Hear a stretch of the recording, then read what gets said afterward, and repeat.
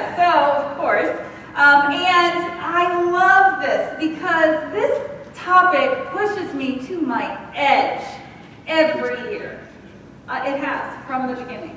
It pushes me to my absolute edge of understanding. It's a growing edge for me. It's a place of learning, of gaining more education and understanding. It's a place of deepening my knowing and balancing these things out. And these are two topics. Now, I grew up in New England, okay? I grew up in New England. That state, I was in Massachusetts, but I live close to that state that's got that license plate that says live free or die, right?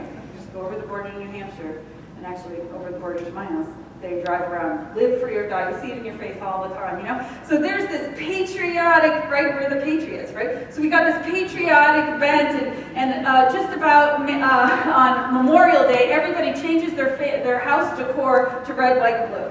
And it stays like that for the whole summer, till Labor Day, right? And then you just basically put up Christmas. Well, maybe now it's Halloween, but Halloween.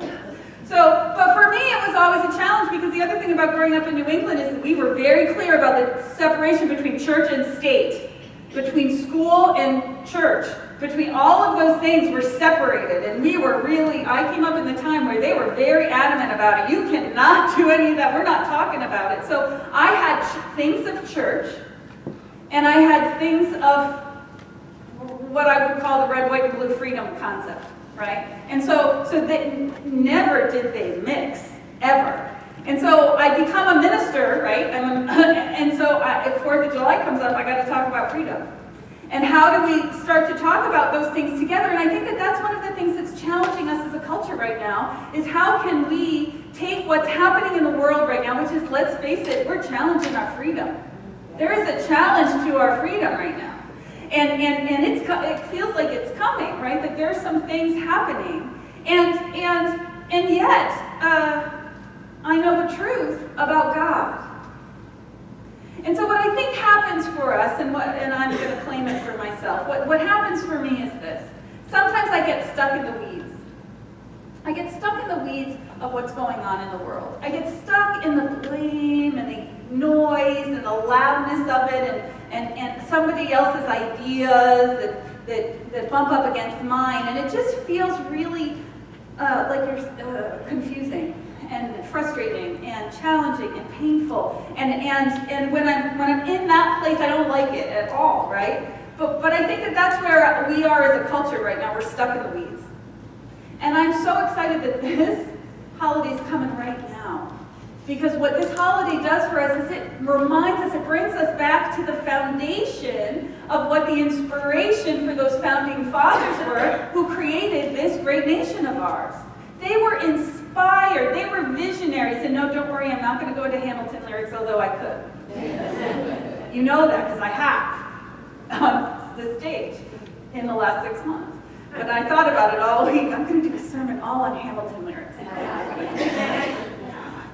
Maybe the next week. But the idea is that, you know, these founding fathers of ours were brilliant. Because they were living in a world, and that's a culture and a way of life that was completely different from what we've had, where we are now. But they could see that what they were doing at that time was so important to lay out the land and the possibility and the projection of trajectory. That's the word I'm looking for. The trajectory that we would take in order to allow us to keep those personal freedoms. And that's the brilliance of what they created. And so what I do every time around this time of year is I go back and I read those founding documents. I go back and read the Declaration of Independence. I go back and read let's talk about the preamble to the Constitution. I skim the rest of it, but I know how it works. But I've read those inspirational declarations, those things. And this year, I actually even started reading the Federalist Papers. I've never read those before. They're pretty interesting. Now that I know about them because of Hamilton, right? Anyone who's seen Hamilton knows about the Federalist Papers. That Alexander Hamilton basically wrote most of them. But the point is that going back to these documents and seeing what they actually created and what they put out there there were amazing statements if you think about the world that they were living in. If you think about the fact that they started something there that has come forth so powerfully through our lives and has crafted the world in which we're living now. And so, from the Constitution, the preamble, we the people of the United States, in order to form a more perfect union, establish justice, ensure domestic tranquility, provide for the common defense, promote the general welfare, and secure the blessings of liberty to ourselves and our posterity, do ordain and establish the Constitution of the United States of America. If you ever want to know what the government's supposed to be doing, go back and read those documents, because that's what the government's supposed to be doing. Promoting the general welfare, supporting its people, supporting each other. We're in this together. We are here to support each of us in being free. And then my title for today came from the Declaration of Independence, and I put it up just because I love it, and it's long, and I'm doing my classes. We hold these truths to be self-evident, and yes, I do hear it in my head, rapping it, that all men are created equal, that they are endowed by their Creator with certain unalienable rights, that among these are life, liberty, and the pursuit of happiness, that to secure these rights, governments are instituted among men, deriving their just powers from the consent of the governed. That whatever any form of government becomes destructive to these ends, it's the right of the people to alter or abolish it and institute a new government. Now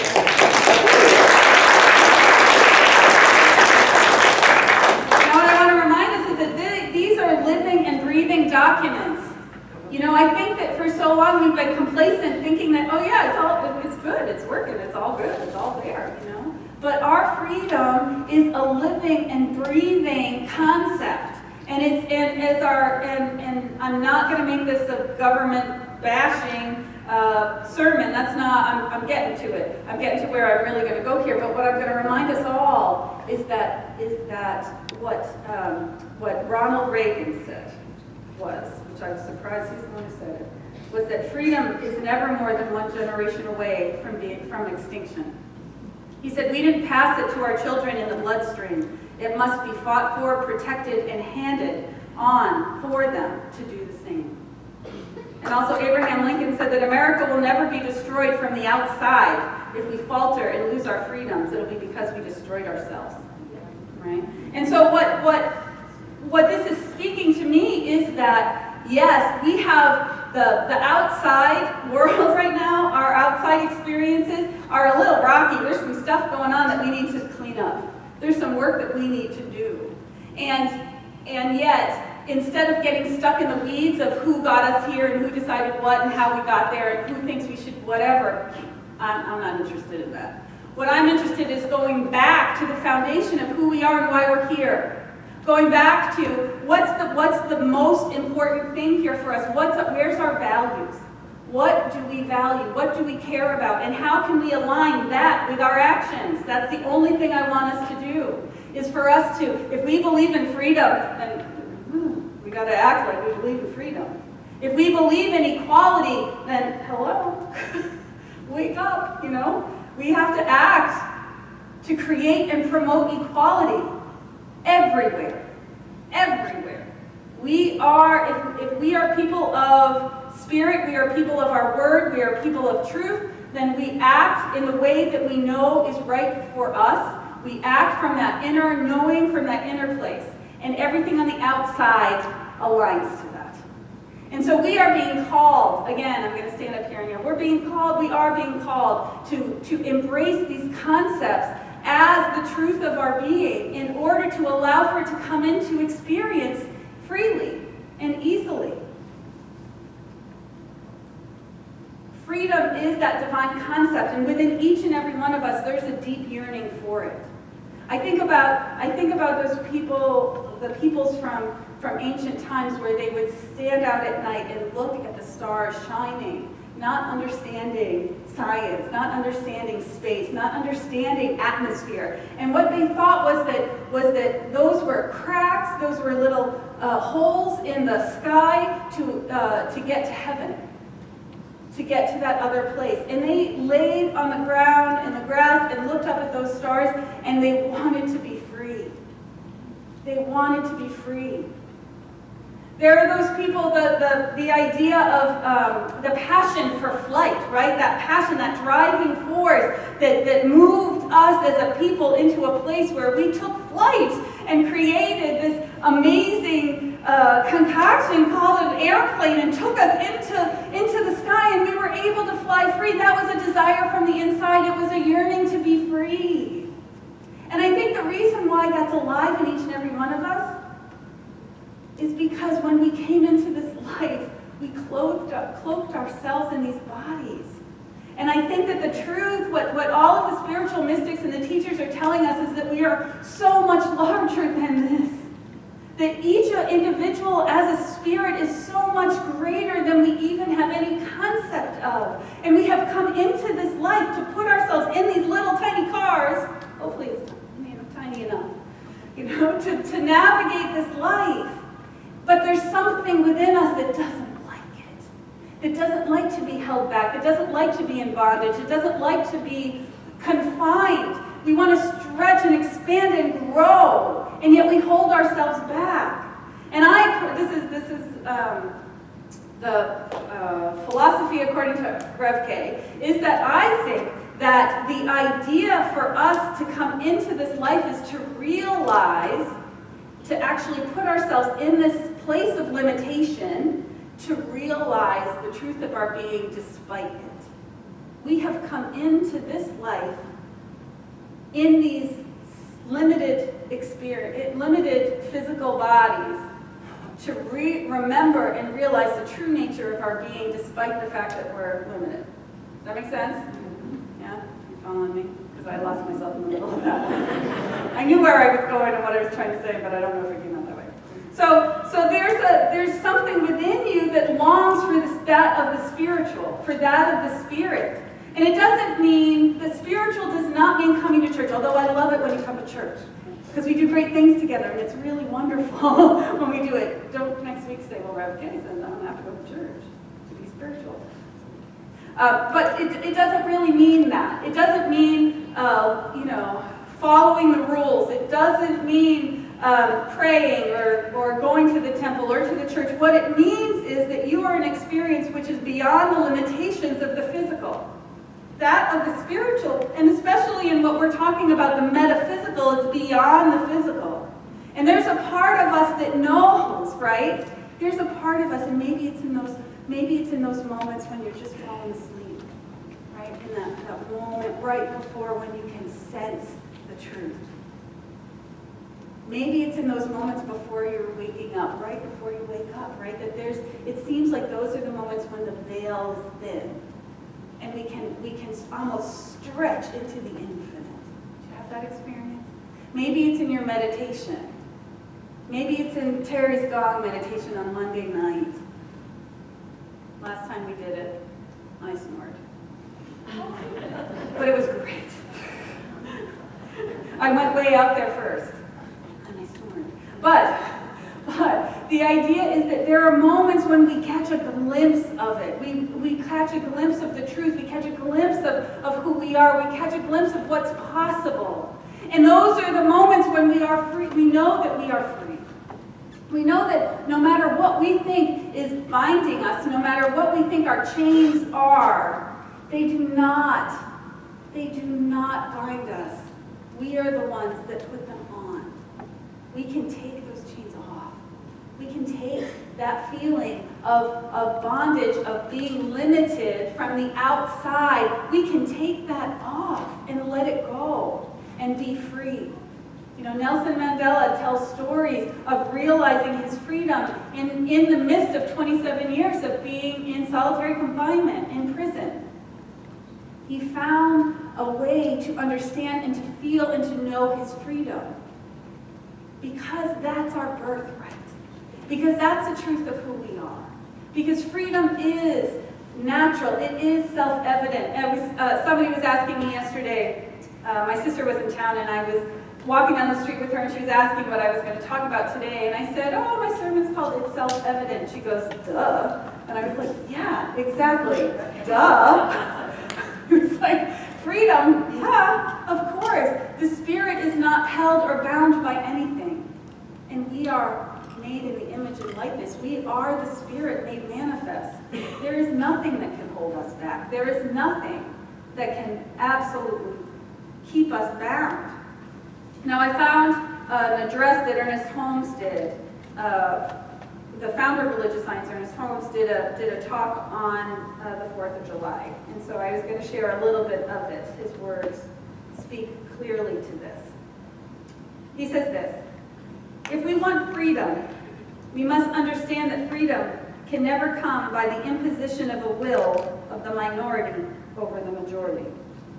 It is born, finally, and only in such degree as some system is devised whereby individuals are allowed to complete freedom, so long as they do not, in their freedom, impose bondage on someone else.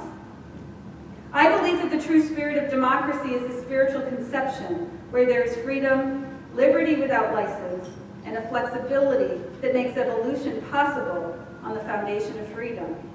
As we enter into the spirit of the meaning of Independence Day, the day when liberty symbolically was conceived, the day when freedom objectively in our country was announced, we should think of it not merely as a political system or form of government, but we should think of it as a spiritual conception, an idea in the divine mind itself, taking form in human experience.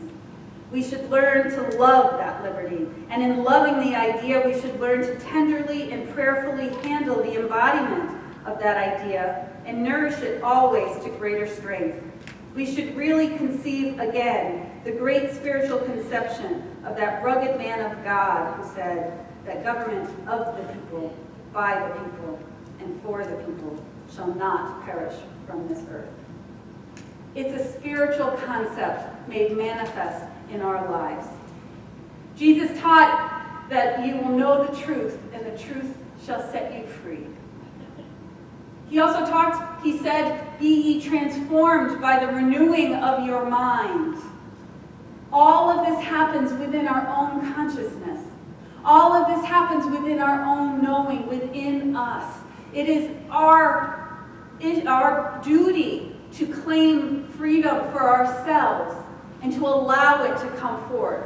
Remember, we're living from the inside out, not the outside in.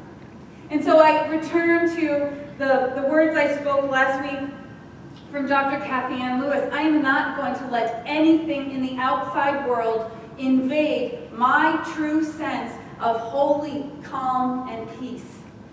I've been holding on to that this week as I walk through my experience and I see what's happening in the world. None of it is I'm not going to allow any of it to touch my holy calm and my inner peace.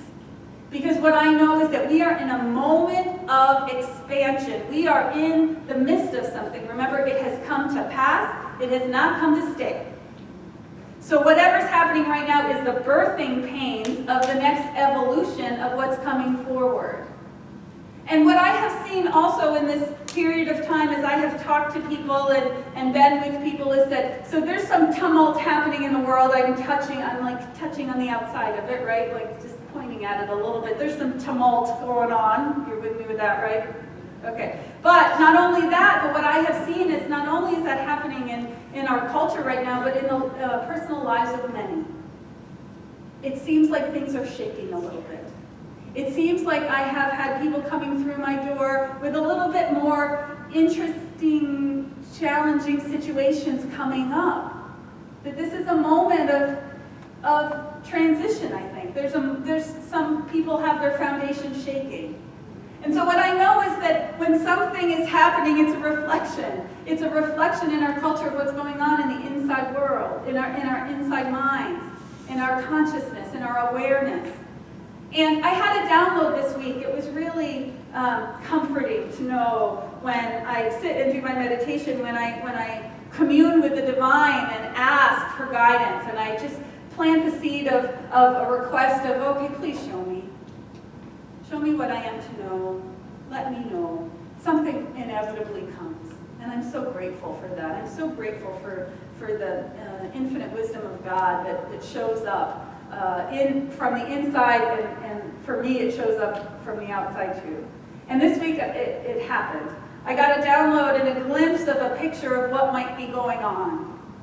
And I truly think that right now that we are on the brink of a new age. I think that we have come so far. I was thinking about the difference just in 20 years, right? Just in 20 years of what has shifted and changed. You know, back in the 90s, the concept of same-sex marriage was not even on the table, right? It wasn't. It was controversial. And it was of course, we fought for it. And I'm not saying that it wasn't hard won, right? But there are a number of things that have happened in these at least 20, 25 years that back in 94 we would never have talked about, or we never would have thought about, or we never would have realized. And what I saw in my image was that these things, what's happening right now, is coming forward for us to see them, for us to know what's really happening, so we can heal it. So we can shift it and we can change it. And I think that if we don't get sucked into the fear and the worry and the concept, the idea that again, the way that I put it all in one little basket by saying we're going to hell in a handbasket. But it's instead of us buying into that idea that that's what's happening, we can start to see that we are in a growth process of the birth process of expansion, of healing, what needs to be healed. And the only way we do that is when each and every one of us chooses it. We choose to heal that in our own life. So we have to look and see where we are not welcoming and kind. We have to look and see where in our own consciousness we are feeling less than, or we are feeling victimized, or we are feeling hurt, because that makes us react differently to the world. When we think that there's something wrong having been done to us, then we react and we act differently. We create differently in our lives. But you know what? In the truth, everything that happens for us, for our growth, for our expansion, for our revelation, our understanding of how powerful and strong we are. You are much stronger than you think you are, and sometimes it takes that challenging experience for you to get through and look back and say, wow, I didn't know I could do that. But you can. And you know you can now because you've walked through it. And so I think what's happening is that enough is enough. That we are on the brink of this spiritual age of stepping over into a place where I truly, I'm going to say it, I believe that peace is possible in our lifetime. You may call me a dreamer, but I know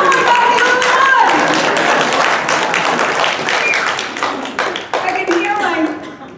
I'm going to a family reunion next week, and I can hear my cynical brother in the back of my head saying that. Yeah, you're the only one. Like I can hear him saying that, But I know that sounds foofy and woo-woo and whatever, but it's not. Because each and every one of us has an opportunity to create a circle, a sphere of respect, of acknowledgement, of consciousness, of awakening, and of kindness. We can wake up to the fact that we are stronger together. And that's not a political statement. It's somebody's slogan, but it's not about that. What I know is that as a culture, cultures that work together in collaboration rather than competition are happier, are more prosperous, and are well. And that's how we are strong, when we work together. People have said for a long time, church is dying. Why are you going into that field? Church is dying. People are going from churches in droves. Why are you putting your effort and energy behind that? And I say to them, I don't believe that. I'm not buying into that.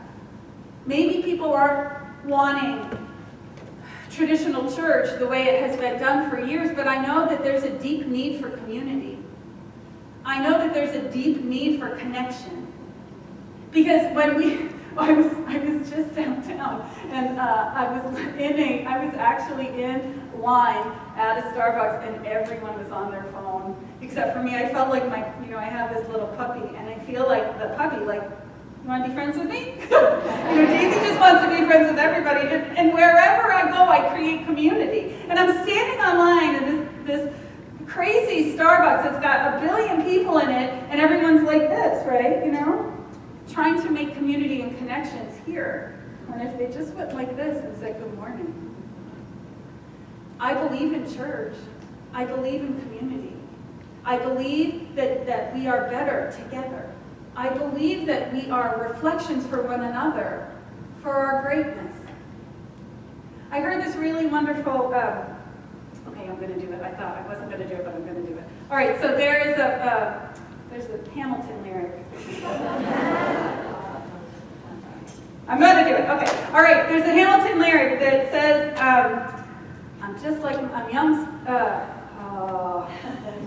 I'm young, scrappy, and hungry, just like my country. Just like my country. I'm young, scrappy, and hungry, and I'm not going to waste my shot. Okay, so that's it. All right, so I'm young, scrappy, and hungry. All right? And so I heard this really wonderful podcast yesterday about, from the TED Talks, the TED Hour. It was a TED Hour. And so there was a woman who was a human resources director. And she said, she was sharing about how they go through and train the people who work in human resources to look at the resumes, right? How they go through them. And she said, we've developed a system, we know that there are 2 kinds of people. We call them the silver spoons and the scrappers. Right? And so the silver spoons are the ones who had every opportunity. They went to prep school, or they went to private colleges. They had internships at the big companies. They've done everything right. They've had all the experiences that you're supposed to do. They're the top of the line, right? That's the silver. They call them the silver spoons. And then there's the scrappers. Now the scrappers are the ones that maybe went to community college to start and then got in and finished their school. Maybe there's a break in their education that they didn't. There was a period of time that's not accounted for on their resume. Maybe they didn't go to the highest colleges and they didn't have internships at the best organizations, or maybe they didn't have internships. And what this woman was saying was, she's trying to train all the human resources people to actually interview the scrappers and not just throw them out right away. Because they are the ones who have the determination to do what they want. They know what they want, and they are going to do whatever it takes to experience it. They're young, scrappy, and hungry, just like our country, right? That's the energy behind that. And so what I know is that this country was founded on that. That was one of the blessings. There's this convergence happening, I think, for all of us to wake up to this ideal of freedom. Because the popularity of Hamilton I'll tell you, I'm so impressed that my kid knows more about Alexander Hamilton than I do. My kid who's 10 knows more about the founding of this country than I did until I was 45. That there's this awakening happening at the same time that there's a challenge to our freedom, at the same time that we are awakening spiritually. And this is a convergence of the divine in this perfect order to allow us to usher in this new age, to usher in this time when we are open to realizing that I'm going to stand up for the rights of my neighbor. I'm going to be welcoming to the person who lives a different life from me. They're just different. I'm going to be compassionate to those who are suffering, whether it's in my country or outside of my country, because you know what? They're human, and can you imagine what it would be like if you had to pick up your kid and walk 5,000 miles to get to a place where you're safe? We are here in this life at this time, and we can't deny that. There's a reason why we are traveling in this life together now. There's a reason why we are awake to the fact that something needs to shift. And the truth is, it's great to be able to say, okay, we need you to change. We know that doesn't work. We are the ones who need to change. We are the ones who need to go deep within ourselves and see where we are building walls, where we are holding hostage, where we are not being okay with ourselves and with others. It's our own individual inside work that allows for everything to unfold on the outside. We can heal these challenges. And what I love is that people are rising up, you know. Yesterday, hundreds of thousands of people all across the country got out and said, this is not okay. It was a clear statement. There were 300 people at the duck pond yesterday in our little town. In 4 days' notice, they raised $500, had 3 or 4 carloads of donations, and 300 people showed up, and what I heard was that they were overwhelmingly supported.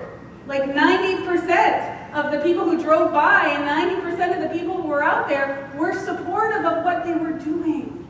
That is a clear declaration that we're not going to take this anymore. This isn't who we are. We are here for this divine expression of freedom.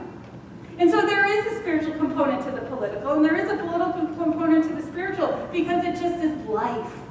This is life. And so instead of getting stuck in the weeds, let's go back to the foundation of who we want to be. Who do you want to be in the world? How do you want to be seen?